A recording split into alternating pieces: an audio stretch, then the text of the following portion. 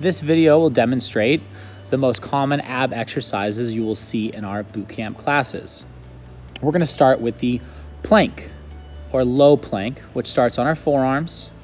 Back is flat, core is engaged, our knees are off the ground.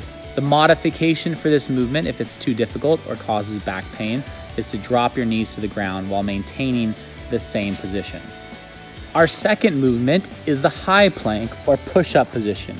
This starts on your hands with your toes behind you in a flat position, once again engaging our core and keeping stress off of our back. If this is too difficult for you, you can drop your knees to the ground. This is a common modification, doing your best to maintain the same position. Our last variation of plank is the high to low plank. Here, Kat will start in the high plank position and then walk her forearms down to the low plank and then walk her hands back up to the high plank.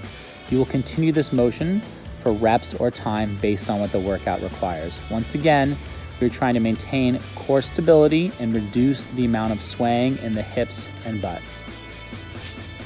Our next ab exercise is probably one of the most common ones you'll see in any of our classes, and that is the toe touch.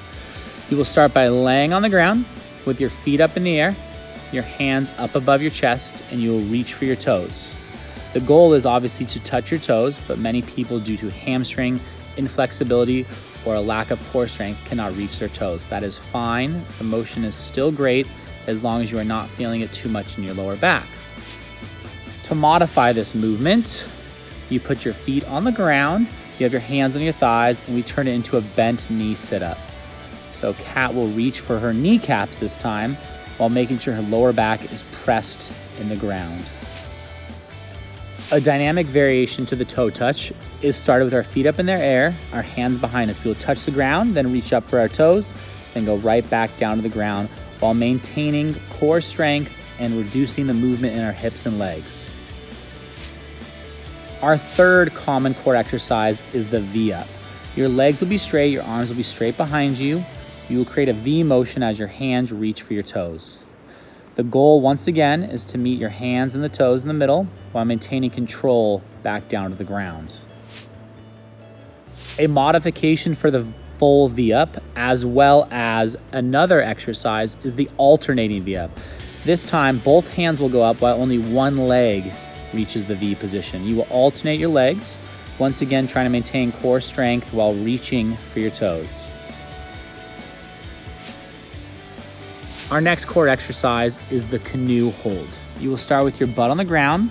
You will then elevate your feet off while maintaining a V-shaped position, making sure your back is straight as possible.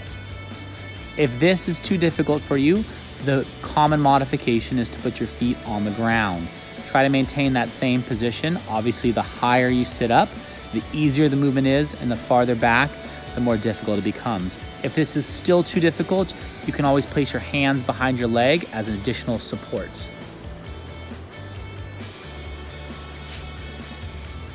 Another common exercise in the canoe position is the Russian twist. You will start in whatever variation of canoe you choose or which is comfortable from you, and then you will twist from side to side, trying to get your hands as close to the ground while rotating your entire trunk. This can be modified just as the canoe was modified. A more advanced movement from the canoe exercise is the crunch and extend, where Kat will crunch into a ball similar to canoe position and then extend back out to the ground. You can rest on the ground if you need to and then crunch up.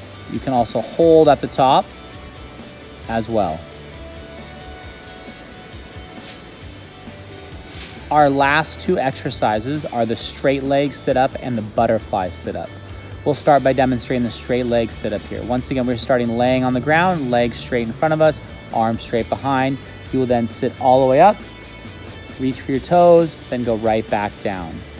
Once again, maintaining core stability while keeping your heels on the ground. If this is too difficult for a movement, you will just crunch up as far as you can. That may not be all the way up, and then you go right back down. The butterfly sit-up will start in a similar position. However, our heels and feet will be together. Our arms will be behind us. We will sit up and reach for our toes.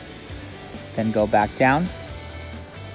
Just like the straight leg sit-up, a modification could be sitting up as far as you can, or if you have a weight, putting a weight on top of your feet will make it easier for you to sit up in the butterfly position. That concludes our ab tutorial. Thank you for joining us, and good luck.